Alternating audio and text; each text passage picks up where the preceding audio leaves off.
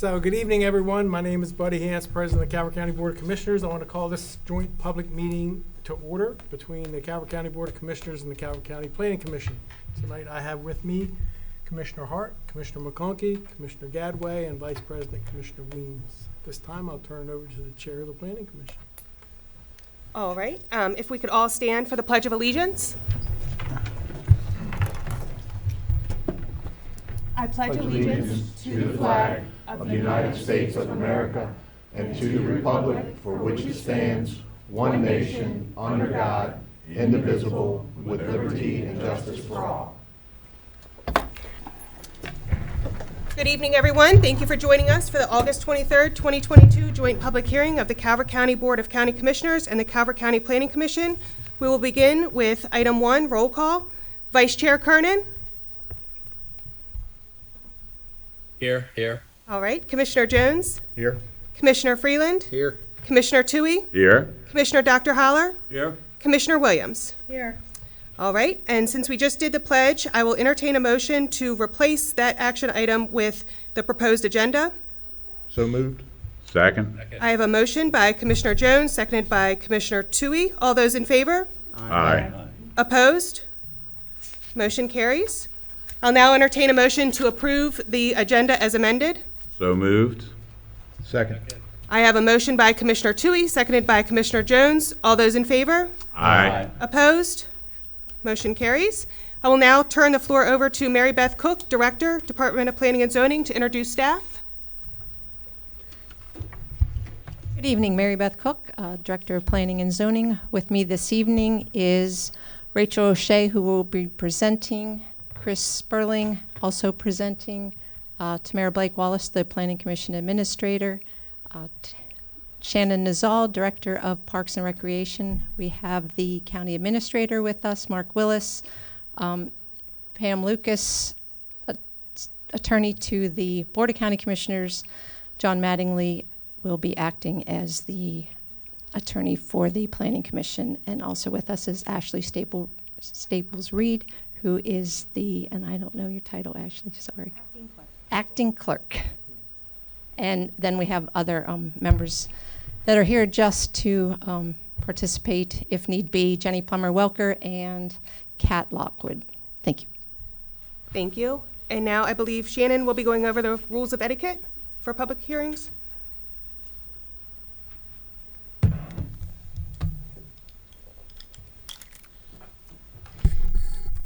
Good evening, Commissioners. I'm Shannon Nizal, Parks and Recreation Director. So this portion of the public hearing is for the purpose of considering and receiving comments regarding the approval of the 2022 Land Preservation Parks and Recreation Plan. The county has adopted guidelines for conduct at public hearings as detailed in Resolution 6-89. This hearing will be executed to comply with that resolution. The hearing has been duly advertised, and there is a certification of publication in our files that constitutes the record of this hearing. A sign-in sheet has been provided for speakers and is located to the left. If there are in-person speakers, I will call the speakers to the microphone before the public hearing is concluded. You'll be called up in the order that you have signed up. Please limit your comments to 2 minutes if you are commenting as an individual, or 5 minutes if speaking on behalf of an organization. Please speak directly into the microphone so that the viewers of the tape broadcast will be able to hear your comments along with those in attendance today. If you wish to provide comment via telephone, please call toll-free 888-475-4499 or 877-853-5257, meeting ID 899-4188, 8251. Passcode, if asked, is pound. Request to speak, *9. Thank you. Moving on, the next item on the agenda is Land Preservation Parks and Recreation Plan. Okay.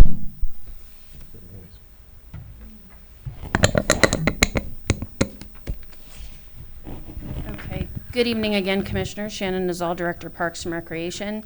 And at the pleasure of the board, I can read the memo or go directly into the presentation. Commissioners? Fine with direct in? Yeah. Carry on. Okay, I'll go directly into the presentation. So this is a presentation that both the Planning Commission and the Board of County Commissioners have seen previously. The process and schedule for this 2022 Land Preservation Parks and Recreation Plan started back in August of '21 and continued on with work sessions and this presentation being provided in June of 2022 to both the Planning Commission and the Board of County Commissioners for any further comments.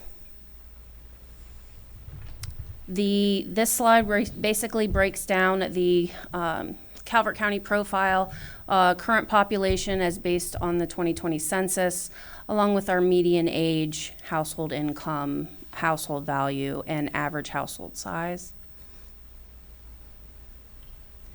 A few of the things that we went through when working with the community on gathering information, we had a staff engagement and a SWOT analysis process, as well as focus group meetings, which constituted 40 participants, 2 public meetings, and just over 1,000 completed surveys. So the in-person meetings, which were those focus groups, these were the priorities for those individuals that participated in those focus groups. And when we did the survey with our consultant, we did both a statistically valid survey as well as an open link survey. A statistically valid survey is an invitation-only survey that was mailed, where a invitation was mailed to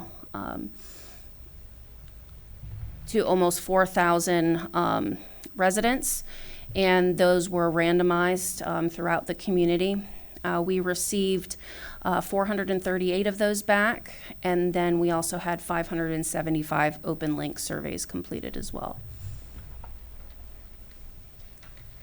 So the key findings of the survey process indicated that Calvert County residents have a long tenure in the county, with about half of respondents residing in Calvert for over 20 years.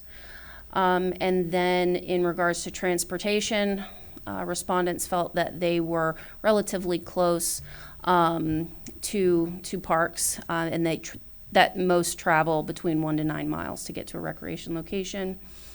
As far as satisfaction in regards to parks and recreation services, we had a 58% of invite respondents rated their satisfaction as a 4 to a 5, with the average rating of 3.6, indicating some need for improvements in some areas.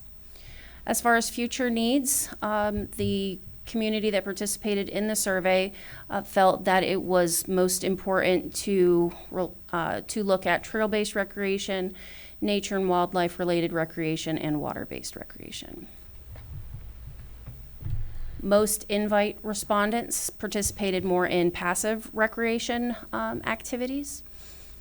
And there was also an indication in communication that the community felt that there was a need for better communication within the department, that most utilize the activity guide to receive information and would like to continue to receive their information through the activity guide.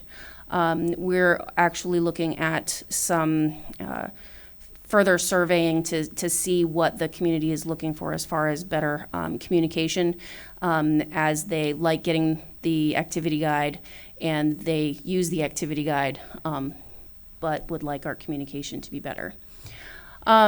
As far as the quality of life, the importance of quality of life, the invite respondents rated agriculture and land preservation very high, at 4.3 and above.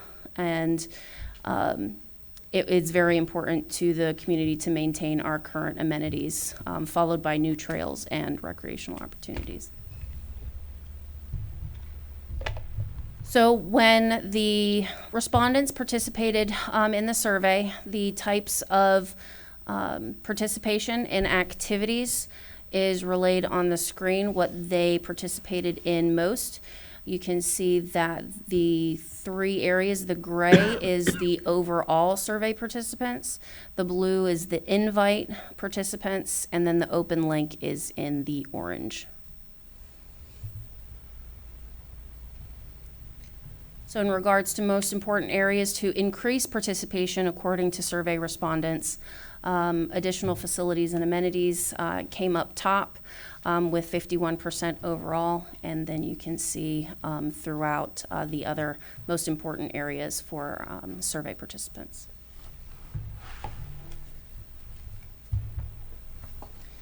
So the importance of agricultural and land preservation was a top priority for the community. As you can see, protecting environmentally sensitive areas, wetlands, floodplains, and steep slopes from developmental impacts had a very high percentage of 4 and 5 respondents. There were very low overall in the 1 and 2 responses on any of the questions. So with this survey, we also did, or with the plan itself, we did look at the level of service of the access to recreational facilities. So there were many maps in the entire plan. This is one that's pulled out to indicate the estimated drive times to a Parks and Recreation facility. It's a little hard to see on the map, but you can see in the different colors whether it's greater than 15 minutes, 0 to 5 minutes, or 5 to 15 minutes to a Parks and Recreation facility. Only 13% of the county is over a 15-minute drive to any Parks and Recreation facility. So recurring themes that we saw through all of the conversations in the surveys itself, we asked for individual responses to some of these items as well. There was a importance in improving connectivity, greenways, trails, and multi-use paths, renovating and improving existing facilities and parks, and addressing deferred maintenance, address aging infrastructure, balance rural character of the county with development of facilities and amenities, improve communications, increase natural, open, and green space, and additional passive programming, address the need for facilities in underserved areas, increase access to the water and water-based recreation, add artificial turf fields, a new recreation center, and complete park development projects. And these are in no particular order. So with that, when we worked with our consultant, we looked at, they made recommendations for goals and objectives on how to achieve what the community is looking for as far as the next 5 years for the Land Preservation Parks and Recreation Plan. And what we came up with the assistance of our consultant, Barry Dunn, was these 4 goals: to improve and enhance existing Calvert County Parks and Recreation facilities and amenities, continue and improve programming and natural resource opportunities within existing and future parks and recreation areas, continue to look for opportunities to develop new facilities and amenities, and improve and strategize organizational efficiencies. And the next few slides, I won't go through them line by line because it's quite a bit, but these are the objectives that we will be working on through the next 5 years to try and make as best use as possible of this Land Preservation Parks and Recreation Plan. I will go through these really quick. And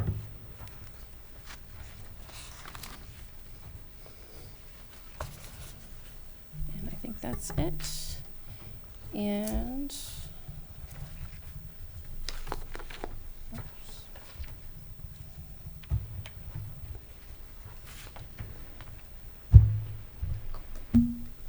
All right, now we'll check to see now if anyone has requested to speak.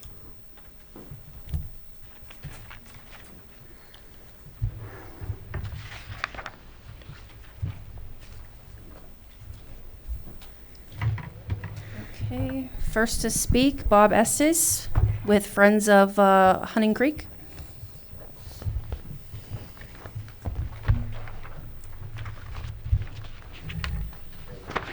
My name is Bob Estes. I'm a member of Friends of Hunting Creek. I just want to say that I'm very encouraged by this plan. Specifically, I'm very in favor of trails and green space, and I think the plan also shows that it's healthy for you, and a healthier community is also a great possibility. As we develop these, and if we also develop access to some of our waterways, some of our creeks, better access to the Patuxent perhaps, there's potential for tourist uptick, because who wouldn't want to hike in Calvert County and paddle on the Patuxent River or Hunting Creek. So I'm very encouraged by this. I think it sets a good tone, and I hope that you all take it very seriously, because it's a well-documented plan, I think. So, thank you. Thank you. Thank you. Next, I have Luke McCauley, Chow Creek Farm. I was on the wrong list. I'm a little later. Okay. Sorry. And the same with Jim. Okay, then that is all the speakers that we have in person. Do we have anybody on Zoom, do we know, that wishes to speak? We do not have anyone on Zoom. Okay. Is there any testimony from state or local agencies? And we've received any written testimony, correct? We did receive one email from Mr. Estes This morning. this morning, yes. All right. Planning commissioners, questions, comments? Good job.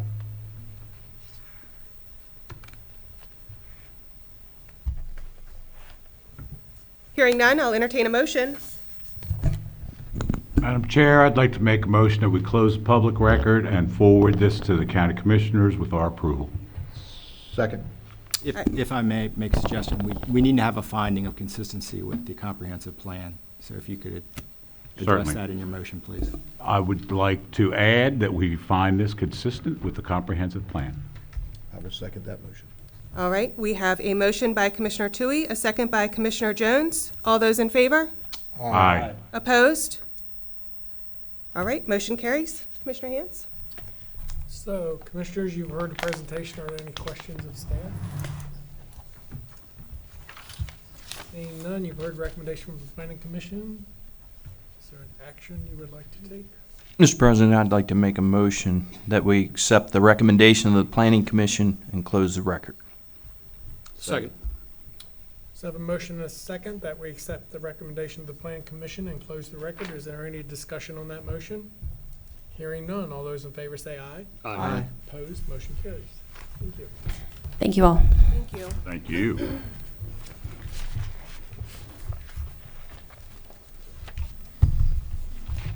Our next item on the agenda is text amendment 22-01, amendments to the Calvert County and Solomons Town Center zoning ordinances to permit assisted living facilities within the D1 subdistrict. Good evening, Mary Beth Cook, Director of Planning and Zoning. I just want to remind everyone in the audience and online that Shannon did read the rules of conduct for the public hearing. All of those apply to these next two amendments, and Rachel's going to take us through this text amendment. Good evening, Commissioners. Rachel O'Shea, Zoning Planner with the Department of Planning and Zoning.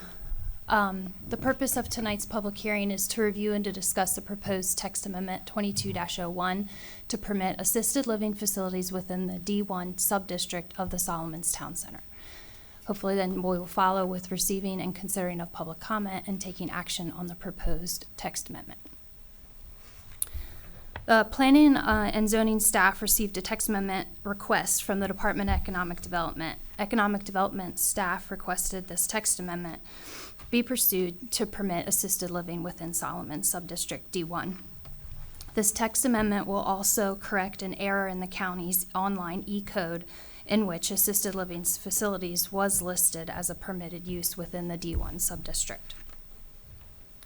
Above on the screen is a map of the Solomons Town Center subdistricts.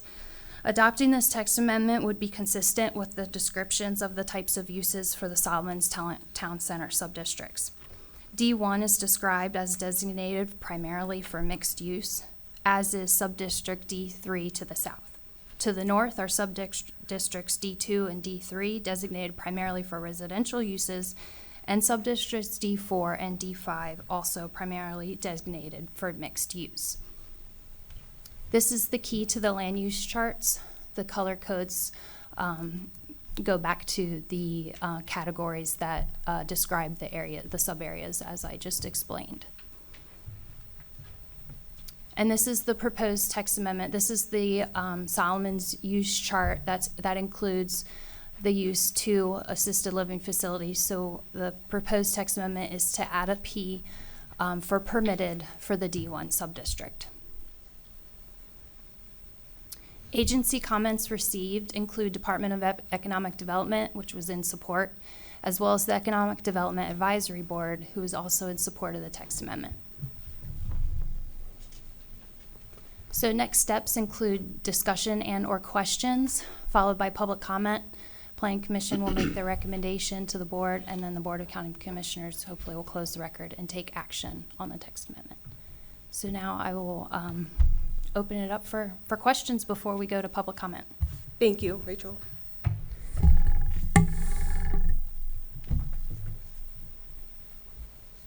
Commissioners, questions, comments? I have a few. And I might be putting the cart before the horse. But the question that I have are, well, first of all, where will the entrance for this be? Will it be at the same location that the Holiday Inn is at now? So currently, we only have a concept plan, and I believe that they were proposing to keep the access at the same location. Okay. And then a few others. The traffic, I guess the impact, and I know I'm probably putting the cart before the horse, but I want to publicly say this, that the traffic, the public safety issue, and the water and sewer impacts, we don't have any information on that as of yet, correct? That's correct. Only a conceptual site plan has been submitted, but not one to the extent that it has reached the Planning Commission yet. Okay. And all of that will get vetted through the site plan review process. Okay. I almost wish it was in reverse, like we could have that first and then get this. Right? Sure, and I think the the owner of the property is looking to get some assurance that they'll be able to do this. So the reason we're doing this text amendment, they moved forward in good faith, thinking that this was a permitted use because that's how the use charts were shown on the Calvert County website. That was an error. We keep the official copy of the Calvert County zoning ordinance in hard copy in our office, and it's not a permitted use. So somehow a mistake got made on our website. So they proceeded, when that mistake was discovered, they requested through economic development to have this text amendment so that they could complete their project. So Mary Beth, this was basically a typo. It was, Okay. yes. And at some point, it had been approved to be what we're moving into now. Is that right? Or not? I mean, is that making That sense? is a really good question. So potentially, and I didn't do the research, we updated the Solomon's Town Center Master Plan and Zoning Ordinance around 2010. It's very possible that it was permitted before, but I can't say for certain. I don't have any other questions. Thank you. Commissioners, any other questions, comments? Did we have any additional testimony from state or local agencies? No one signed up. We had no public speakers. Anybody on Zoom wishing to speak?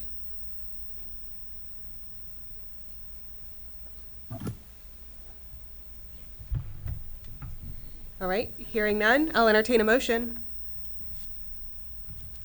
Madam Chair, I would like to move that we close public record and pass this on to the county commissioners with a recommendation of acceptance. Second. I have a motion by Commissioner Tui, a second by Commissioner Freeland. If I may, I'm sorry to interrupt. Once again, we need to find it's consistent with the comprehensive plan before we can recommend it to the Board of County Commissioners. Certainly, sir. And that we find it consistent with the comprehensive plan. My second remains. All right, Thank you, sir. I have a motion and a second. All those in favor? Aye. Opposed? Motion carries. So Commissioners, you've heard the presentation and the discussion. Are there any questions of staff? So Rachel, just for a reference point for those watching, this encompasses on the east side of Route 2 from about Boomerang's Restaurant down to Marine Museum. Am I correct? Back to, so the D1 sub-district is there in the middle. I believe that is correct. It's a fairly large sub-district compared to the ones to the south of it. Should be north of Lure Street, Commissioners, what I believe, and south of Lure Street would be where the Marine Museum is at. Yeah, well, that's a good reference point for people watching. And on the west side, it's the cemetery. There shows on the map a small area on the west side, and I believe that's a cemetery. I would have to check, but I can verify that for you. And currently in that district, everything is developed except for a few acres. It is mostly developed already, yes. Correct. Okay. Any other questions? Just going to clarify, like we said earlier in the meeting, that it's not apartments, anything like that, it's, That's correct. It's only amending so that an assisted living facility would be permitted. Currently, multifamily residential is not permitted in the D1, and this would not change that. thank you. You're welcome. Mary Beth, how many people are going to be in this assisted living? You had mentioned it earlier. Yes, so conceptually, they have proposed that there would be 103 assisted living and memory care beds and 77 independent living units. And we discussed earlier that probably because of this facility, we're going to have at least one full-time EMT, probably. It is something that we don't currently analyze. We're hoping to do so with adequate public facilities, but public safety is a part of our evaluation group for site plans, so I do believe they would make recommendations during that review.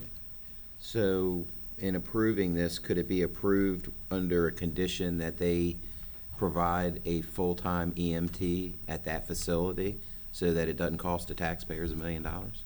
So this is just to make it a permitted use.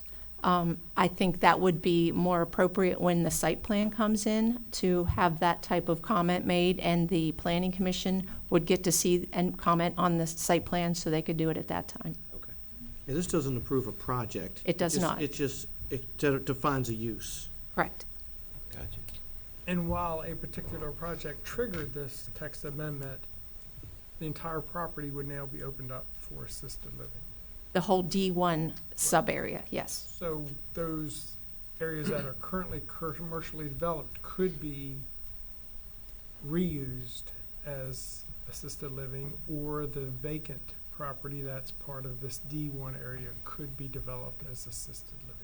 Correct? That's true, Correct. yes. Just don't want anybody to think that we're doing this just for one project. No, it's for the whole It's for the sub-area. entire D1, just to be clear. Thank you. Any other questions? Hearing none, you've heard the recommendation from the planning commission. Action on that recommendation?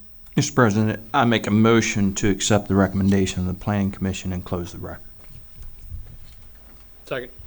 I have a motion and a second that we accept the recommendation from the planning commission and close the record. Is there any discussion on that motion?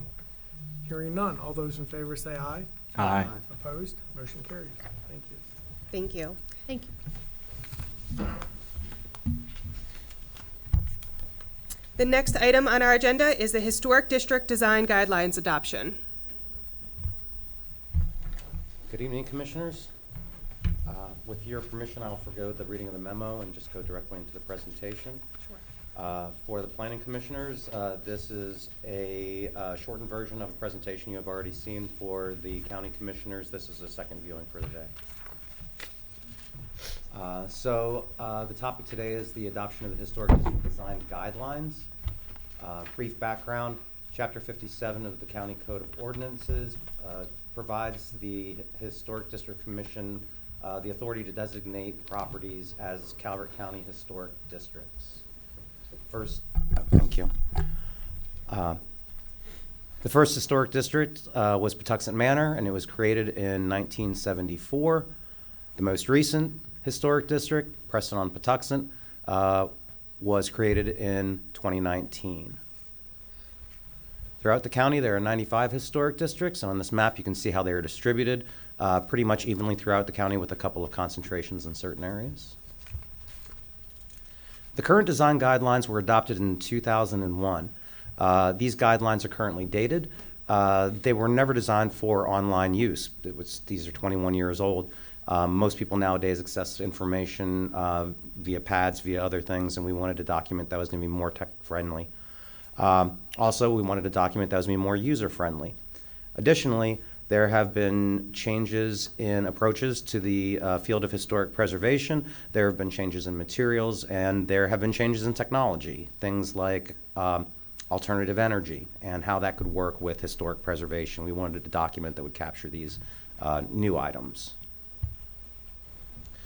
The revised guidelines are more user-friendly with definitions directly in the front of the document, which we believe makes it a more approachable document to use.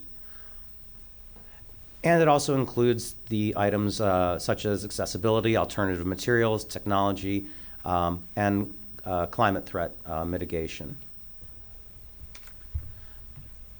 As far as moving through the process, the Board of County Commissioners moved to initiate, the Planning Commission moved to agency comment, adequate time was provided for legal notice.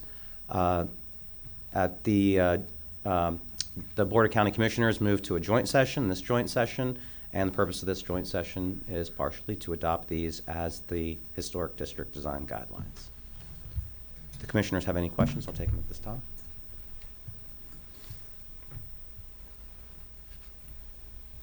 Commissioners, questions, comments? Did we have any testimony from state or local agencies? Nope, and all written testimony has been received. Yes, Is there anyone in the audience that wishes to speak? Yes, ma'am. We have two individuals that would like to speak. The first is Luke McCauley.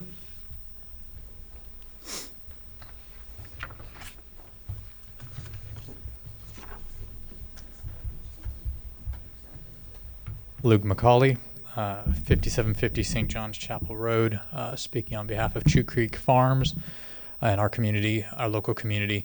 I have not had a chance to review the changes to these design guidelines, but I would like to share some recent concerns about some impacts to a local historic district site in our neighborhood.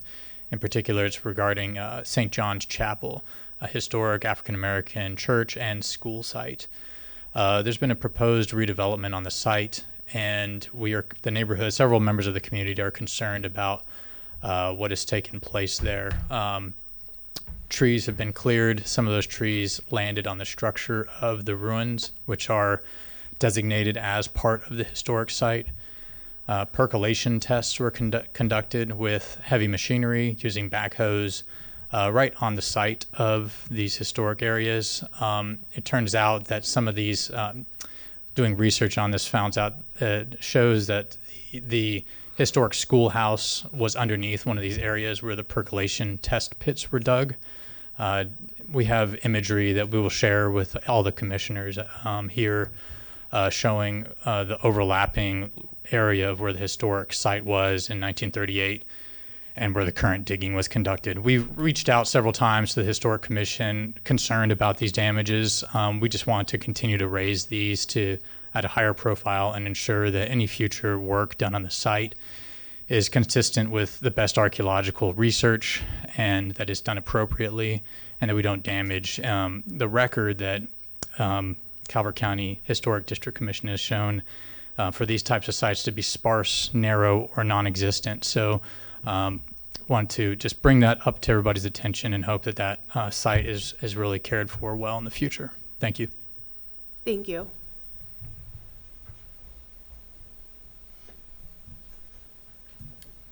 And we have a second speaker. Yes, how you doing? Hey, Jim Carver, also from Chew Creek Farms. Luke did a great job on trying to bring attention to this particular piece of property that we have in our neighborhood. But my big thing is historical preservation. Historical preservation, that means a lot to me. Everybody seems to have a different idea of what it means to them. To me, I believe that it means historical preservation, preserving the history of the property, including the ruins. I'm very concerned about some of the documents that I've just recently received, and I must tell you guys, we didn't know anything about this meeting until 3:15 this afternoon. And I'm telling you the truth. We're all scrambling around our whole community saying, what? When did this happen? How come we weren't notified? Because we've been dealing with this one particular piece of property since February, when we came home from work one day and all the trees were gone. Everybody that lived in that community, in that area, knew that the United Methodist Church owned this little half-acre piece of property. It's been sitting there vacant for 60 years. Nobody's done anything. And, you know, everybody drove past it every day. And then all of a sudden we came home from work one day and all the trees were gone. And then it just, everybody's going, what? And then after the trees were gone, then they came in and they did a survey and found out that they had cut trees down. They just came in and cut trees down. I won't get into that detail. And then to even get even further into this thing, we found out that what was considered to be an old grave site in there isn't even on the half-acre piece of property. So I don't know what's going to happen with this thing, but that's what I'm concerned with, is historical properties. I'm all for preserving history. After what we're witnessing in the last couple of years in this country, I'm not particularly a happy camper about watching American history disappear and being rewritten. I'm not.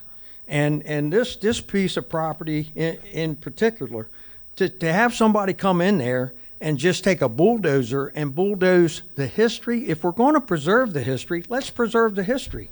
But I still have a question for the trustees at the Methodist Church. If you can wrap up your last statement, I think your timer has gone off. I don't doubt that one bit. But I have a real issue with the trustees, because I want to know why an organization with billions and billions of dollars didn't do something with that property in a 60-year period. Thank I you. want to know. Thank you, sir. Maria, can I ask a question? Sure. Sir, real quick. How, I'm just trying to figure out how you were not notified. Like, I mean, was somebody supposed to call you? I'm just trying to figure out where you're thinking you weren't notified. That's, We've been dealing with this property. so you were kind of at the forefront. You feel like somebody should have gave you a heads up? You know, I've been talking to Chris. This gentleman's been Okay. talking to Chris. Everybody in our neighborhood's been talking to Chris. Now, maybe not in the last, well, I won't get into all of that. But I just thought that somebody in this county, because everybody in this county, everybody, Carolyn Sutherland and everybody knew our concern about St. John's Chapel Road, which is a goat path. It's a goat path. I don't want to get too far down this, but I just wanted to find out the notification. Okay, I got you. I brought this up in a meeting in April, right here in this room. And out of this so-called historical commission, there was only one person that said they walked on the property. Okay. But yet they're all involved in all of this? Okay. And it's been going on, now that we have the documents, it's been going on for 2 years. Okay, thank you. Any other questions, comments, commissioners? I will entertain a motion. Madam Chairman, I'd like to make a motion that we close the record, find this consistent with, is this what, how you do it? Consistent with the master plan and Comprehensive plan. the comprehensive plan, and pass it to the county commissioners with our recommendation. I will second that motion. I have a motion by Commissioner Tui, a second by Commissioner Jones. All those in favor? Aye. Opposed? Motion carries. Commissioners, you've heard the presentations. Do you have any questions of staff? Yeah, Chris, does any of the changes in this have any impact on that particular property on St. John's Road? Does it change anything that they can't do now that this would change that they can do? No. As far as the act of historic preservation, it doesn't change it. It will become the guiding document that should plans ever come through, that are requiring of a historic area work permit, they will have to conform with these guidelines. But these guidelines apply to every historic district. The changes in them were really meant to address changes that have just happened more broadly, whether they be materials, so on and so forth, that have happened since the previous adoption over 20 years ago. So normally when we get a document with changes, it usually has a line through what was there and it's highlighted red what the new wording is. So I don't really have any way of seeing all the changes that have been done in this document. One of the reasons I believe that that was not done is because this was not changing word by word. In other words, it would have been a bloodbath if we had. This was literally gutted, re-put together. A lot of the wording updated to reflect current wording, and a lot of the format designed to be more usable in a virtual online setting. Substantively, there really weren't any changes.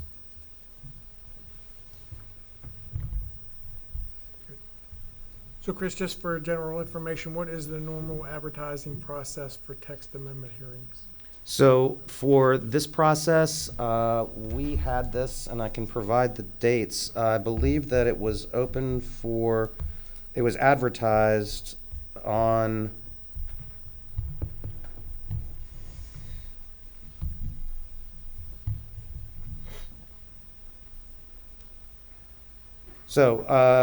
the agency review for various agencies, including the Maryland Historical Trust, was May 9 through May 27.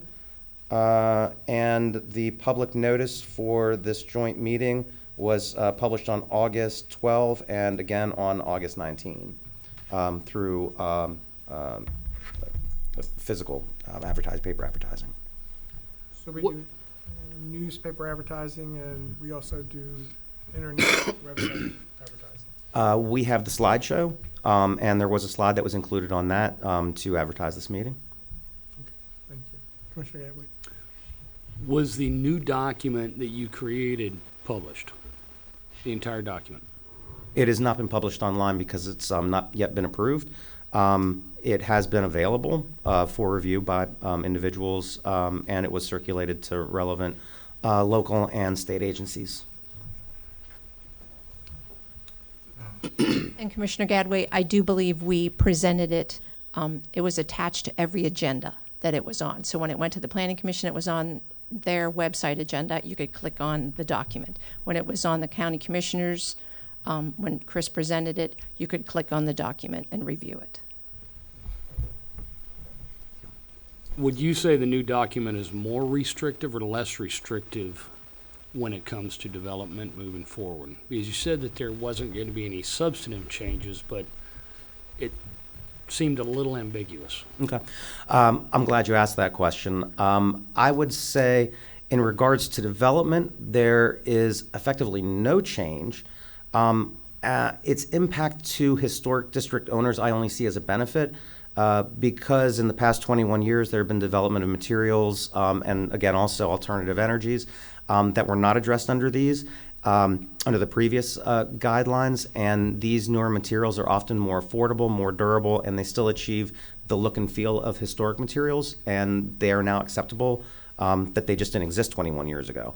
However, as far as the effect on what can be developed and what can't be, much like other forms of preservation, I'm a big fan of rural preservation because in my mind, rural preservation is historic preservation.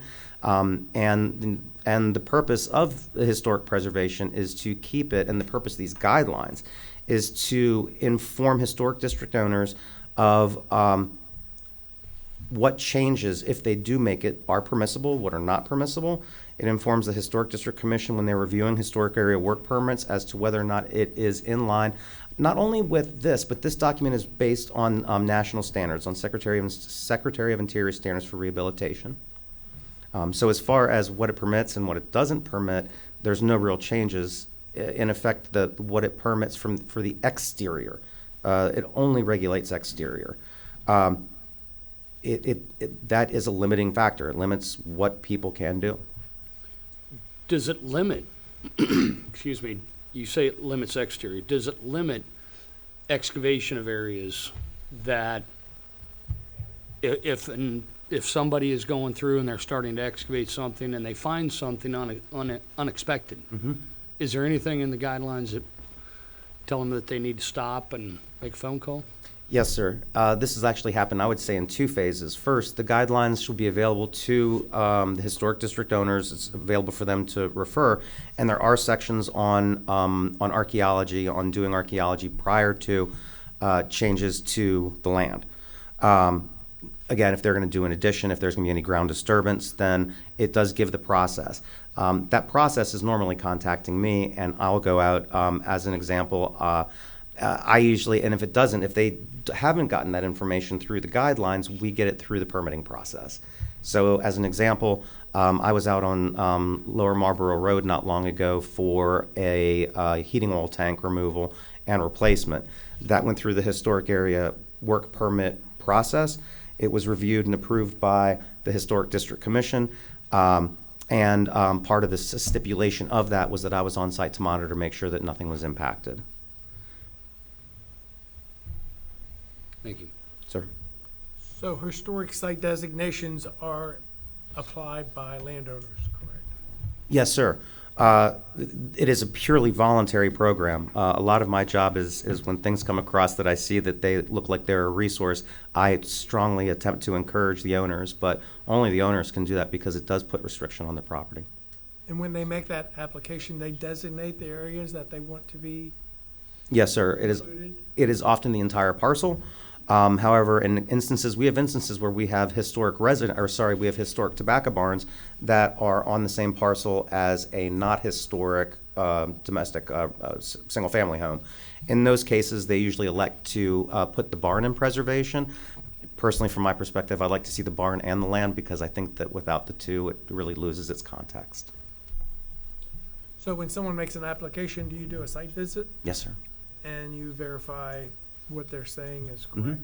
Yeah, we would have to go through almost all of these would already have forms, Maryland Inventory of Historic Properties forms on file with the Maryland Historical Trust. That's usually a starting point. But the Maryland Inventory of Historic Properties is purely for informational research value. It is not a regulatory designation. So while it does note that it is a historic property, it doesn't place any restrictions. The only restrictions that can be placed are when the person either voluntarily makes it a county historic district or otherwise provides an easement to the state. And these are just visual site visits? You're not doing any excavation to determine cultural values or? No, all the historic districts that I can think of are historic districts designated because of a physical something that is there. Even in the case of a cemetery is a landscape feature, so that's physical above ground. However, we generally expect that whenever you have a historic district, there are going to be aspects within it, which is why whenever historic area work permit is issued that includes ground disturbance, it also includes at least some level of monitoring by myself, at a minimum. So if someone applies for a permit to do excavation in an adjoining property, do you do site visits to ensure that they don't remove trees they're not supposed to, or? Well, in the instance of a neighboring property, there's not an authority within the ordinance that, I know of overlays in other jurisdictions where the overlay extends to adjoining landowners, and that is not the case with the historic district ordinance. So what I would have is I would have the ability to review when it came through the permitting process, and then it would depend on things like if it were in a town center where I would have different ability to either restrict or request or require. In most cases, it's a request, and then that's the right of the landowner to provide access or not. Thank you. Sir? Mr. President, I'd like to make a motion. I had one more You have a question? Okay. So would they have to contact you, like if somebody had a piece of property in the land preservation, do they have to contact you before they even come in and cut trees down? The wording of the Chapter 57, the Historic District ordinance, is if they are significant historic.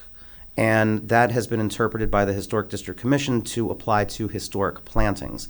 In other words, if there were a line of boxwoods that went along a driveway or something like that, that lent themselves to the historic character of the, in that case, that, yes, that would require historic area work permit. If that answers your question. So they'd have to be historic plants or trees. Other than that, they can come in and cut them.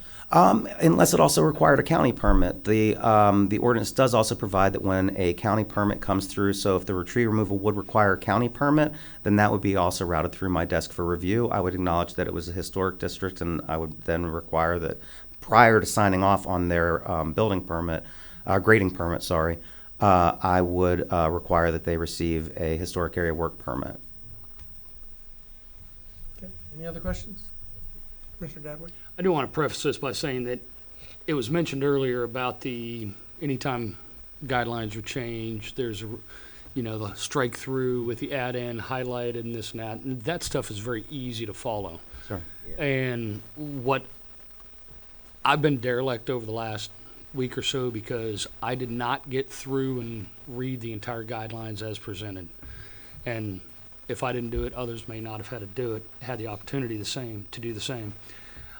I would like to make a motion that we temporarily accept the recommendation of the Planning Commission and that we leave the record open for an additional 10-day period of time in order to allow for additional public record to be input and received and make a decision at that time. Is there a second to the motion? Second. So the motion is that we accept the recommendation of the planning commission, but we leave the record open for 10 days. Is that correct? For further public comment. For further public Yeah, leave the comment record and open, that's what that's for. better education ourselves, Gotcha. et cetera. I have a motion and a second for that. Is there any other discussion? So would that mean we would have to come back We will. to a joint meeting? No, we won't have to come back to a joint meeting. We would just do it at our meeting. Gotcha. Because they've heard testimony, they've made a recommendation, we've accepted their recommendation Okay. on the condition that we leave the record open for 10 days. Gotcha. So 10 days from now, we would take it up at our next scheduled meeting after that. Everybody shaking their head yes, making sure I'm right. Well, And just so I get clarification, that would be Friday, September 2nd, at the close of business, 4:30. The record would close, and then we would bring any public comments to you as soon as we can get it on your agenda. So that's Labor Day weekend, so we wouldn't hear it until somewhere around the 10th of September. It would probably be the week after that. I think we would Middle of miss the agenda deadline for the 10th. Yeah, thank 10 you. days. Okay. 10 days. Any discussion on that motion? Hearing none, all those in favor say aye. Aye. Opposed? Motion carries. Thank you. Thank you, Jim. Thank you, Commissioner.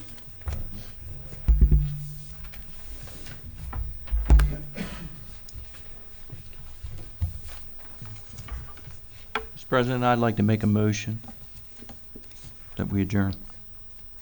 second. I have a motion and a second that we adjourn. Any discussion on that motion? Hearing none, all those in favor say aye. Aye. Opposed? Motion carries. Madam Chair? Do I have a motion? Motion to adjourn? Second? I have a motion and a second. All those in favor? Aye. Opposed? Motion carries. We are adjourned. Thank you all for attending.